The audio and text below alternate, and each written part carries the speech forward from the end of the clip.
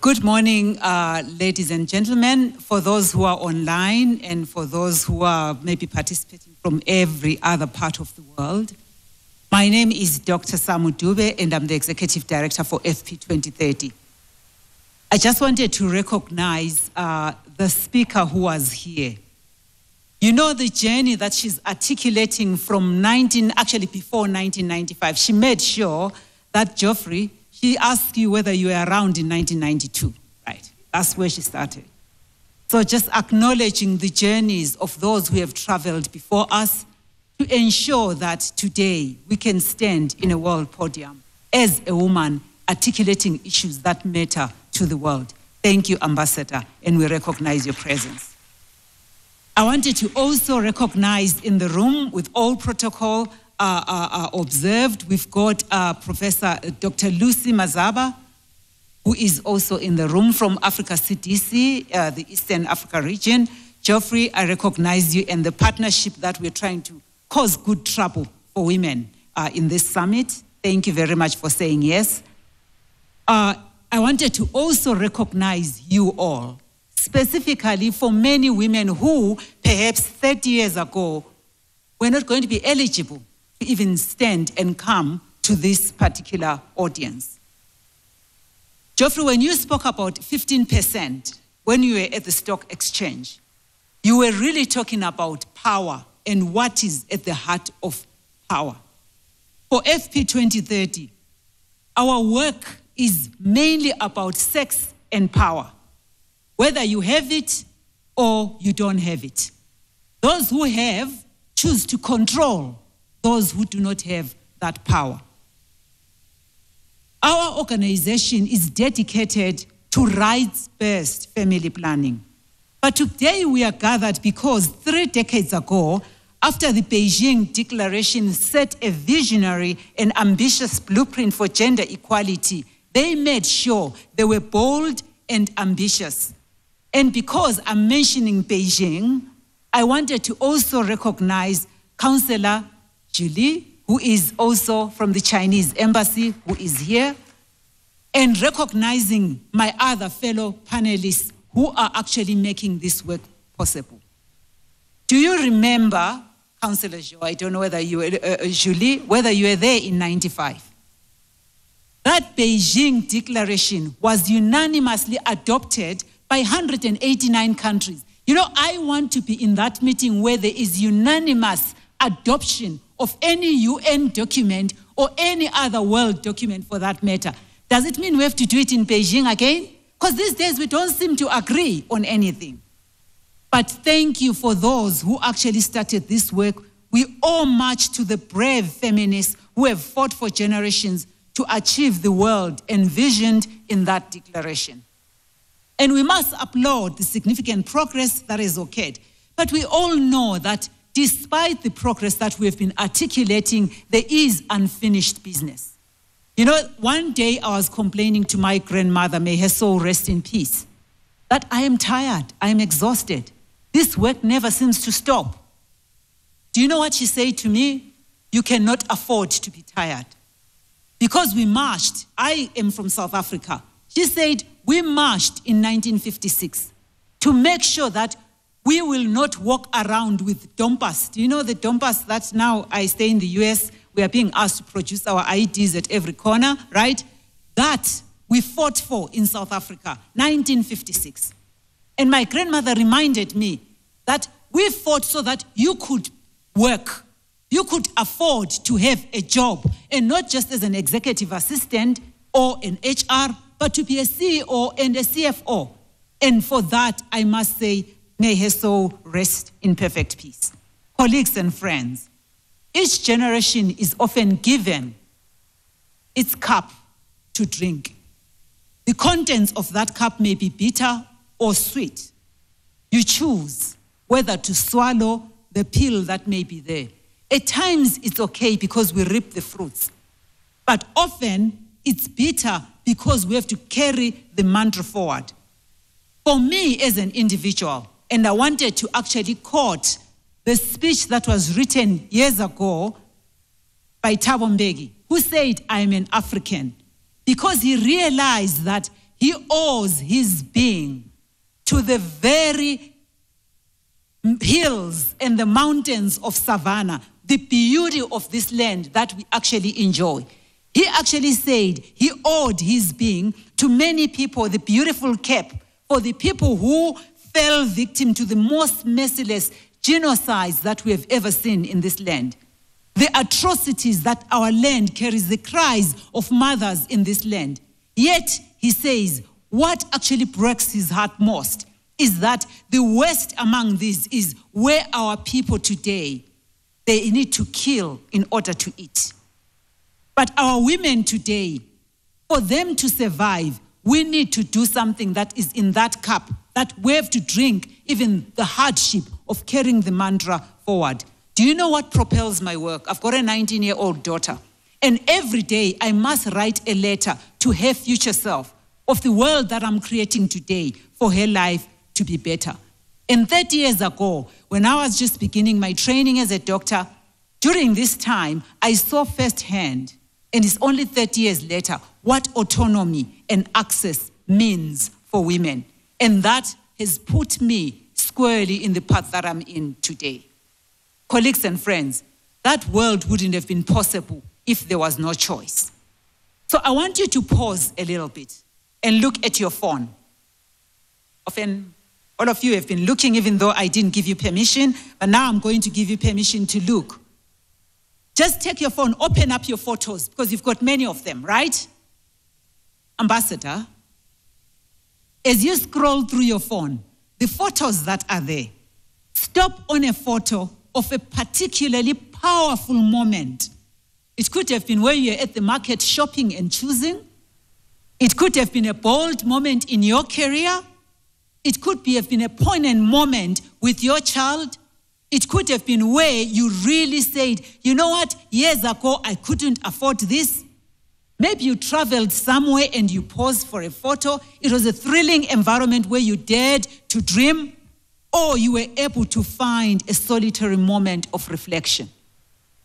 And I want you to think for a moment, and I'm inviting you to ask yourself, would this moment have been made possible if Beijing didn't happen? Would this moment have been made possible if you didn't have access to choice, to family planning, to contraception?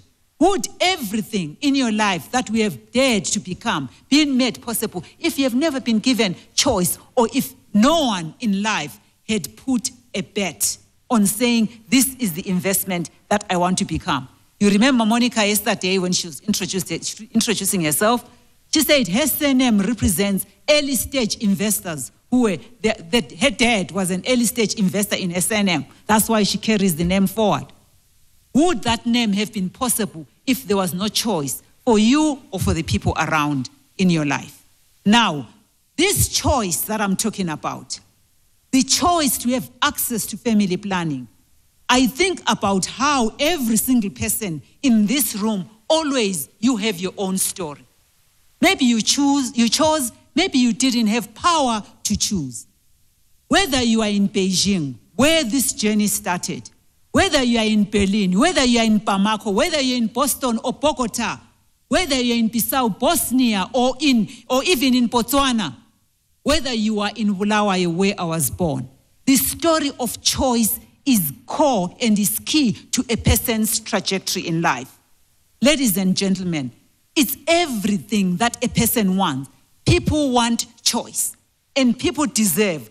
They deserve to write their own story. They deserve to have moments of their own. They deserve to have this issue, that the story that we are talking about, the power to plan their own families. And when everyone, everywhere, has this power and information to decide if and when they want to have children, making decisions about pregnancy, it makes dreams possible, and the whole world benefits. Zaha, I have never seen a population that is scared of 27 trillion. We are saying if you empower women, if we attain gender equality, we are unleashing, say, 27 trillion into the world. Why are we scared of getting 27 trillion? Because that's the choice that Ambassador was talking about when the mics are off. It's the choices that we make that would attract that 27 trillion. Family planning is the beginning of that 27 trillion. It is not the end. That's why we are here today saying FP 2030 this is our mission, our singular focus. Yet, colleagues and friends, right now, too many people all around the world are being denied power, information, supplies, commodities they need and deserve to plan their family and to plan their futures. They don't have that choice. In fact, data tells us 259 million women globally say they want to avoid a pregnancy. 259 million, but they are not using modern contraception for many reasons. That's more than the populations of Kenya, South Africa, Tanzania, and Uganda combined. And this presents an enormous market failure and health crisis together, especially for young people. Now, here in Africa, my continent, in our region, which has the highest rate of teenage pregnancy, the highest rate of maternal mortality, you know, our hub, our organization is FP 2030. We're in 5 regions in the world. So recently, I was in Fiji. In Fiji, they talk about maternal mortality of about 10. 30, it has been hovering between 10 and 30. We are still talking hundreds. We even debate whether it's 395 or now it has gone to 375. And why many of the women who are dying shouldn't have been pregnant in the first place. It's because of systems failure. It's because we hide behind many things, especially culture and religion, and we deny them access to contraception. We've got many young people who are giving birth before their 19th birthday in Africa, often with devastating life and health consequences. But contraceptive use across sub-Saharan Africa is less than 20% if we put it collectively. Colleagues and friends, we are not talking about an abstract story. We are talking about where countries have developed and they've decided a national agenda needs to be underpinned in their development trajectory by family planning. What would happen if we could ensure that everyone who wanted access to contraception could have that access? Because the impact, if you zoom out, in and out of the photo that you just chose, and you multiply that dramatically, you know that investing in family planning to meet the global need that we currently have would do so much more. We would have 21 million fewer unplanned births per year, 8 million fewer miscarriages, and 46 million fewer abortions, many of which would occur in circumstances where abortion is unsafe. These are not just random facts and figures. These are outcomes at scale, which mean millions more girls could stay in school, achieve their CEO and CFO positions, and in fact, it means healthier citizens, more educated workforce, a stronger economy, and people who are not scared to get the 27 trillion. It is why family planning, colleagues, offers amongst the highest returns on investments in development, where every $1 invested in contraception returns $8 in benefits to families and to society. The crisis that we are talking about would be shockingly easy to solve. For some of you who like numbers, so because I've got journalists in the room, expanding and improving services to meet all women's needs for modern contraception in developing countries would cost $11 billion annually, and that translates to $1.75 per person. It's a huge market opportunity for those of you who are in business and are in entrepreneurship, because, for example, in the US, there is a $25 billion ghost market for contraception annually. Imagine what that figure is for the entire global market. I'm hoping that you are converted, because the ripple effects of the type of reality are transformative. In Kenya, by the way, contraceptive use significantly increased women's empowerment. Ambassador, what you're talking about, the progress that the country has made is because of access to contraception, leading to 10+% rise in paid work and more than a 14% increase in control over their wages. That's what women attained. And globally, if we close the gender gap, which requires full equitable access to contraception, we would increase per capita GDP by 20%. Now, there is need for action. You challenged us. We need to act. But what is that action? And I want to talk to you about what becomes possible when women and girls are empowered to make decisions about their reproductive health. You have heard contraceptive access is not just about healthcare. It is beyond healthcare. It's about economic infrastructure. It is about education. It is about many more good things that would come from a family that is well planned. It's societal acceleration. We are seeing a rollback of reproductive rights and human rights globally, which is why I am wondering whether we should go back to Beijing, where we could get a unanimous adoption of a document. I am wondering. Throughout Africa, we are seeing policy barriers, parental consent. But for me, ladies and gentlemen, the greatest of these is cultural, societal norms that are all well established amongst many of our conversations today. One of the most dangerous ones is cultural nostalgia. You know that you are in Africa when somebody says, you talk, ambassador, you quote the statistics, you say we were there, and then somebody says, but you see, in our culture, they are hiding behind a finger because what they want is to restore things that they were not even there when that culture was conceptualized. So I would love to challenge us when it comes to family planning to use culture as reflective nostalgia rather than restorative nostalgia, because we're not there. We cannot restore that past. We can only learn from the past. We have seen the collapse of the international funding infrastructure, but we are not going to stop. Sometimes there are policy changes that are shrouded in family values, our values from the past. What kind of a value allows children to be married? What kind of a value actually would say it was God's will for these ones to just die? Where half of pregnancies globally are not planned. What kind of family value is that? Because in reality, groups that are pushing policies, they end up creating an environment that is decidedly anti-family. Tell me, how is it pro-family to tell young women they cannot have access to information that would change their decision-making, that might save their lives? To tell young men that they should be a father before they are ready.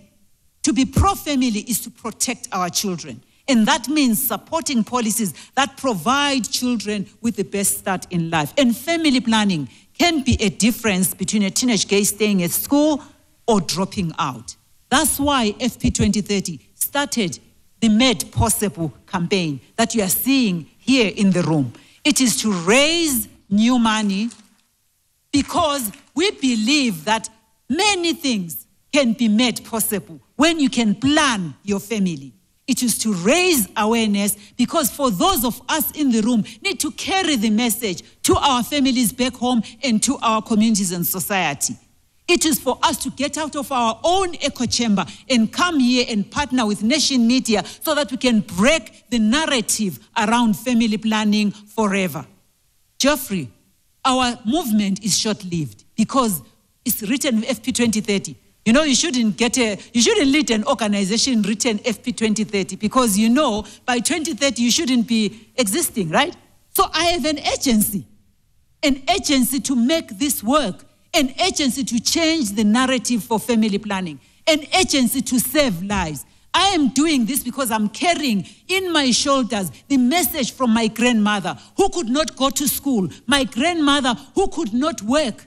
I'm carrying forward a message for my daughter who is 19 because the world that she needs to live in should be better than the world that exists right now. A world that denies her information, a world that denies young people access to contraception, a world where we will not be enraged when young people die, a world where statistics on maternal mortality are raging in the African continent.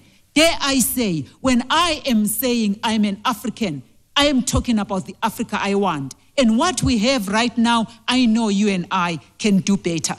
better. Our campaign, colleagues, is going to bring new attention to family planning and better position it where it belongs. We can't do it alone, Joachim.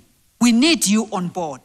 Not only seen as a way of preventing and timing pregnancy, it is not about population control. It is about choice.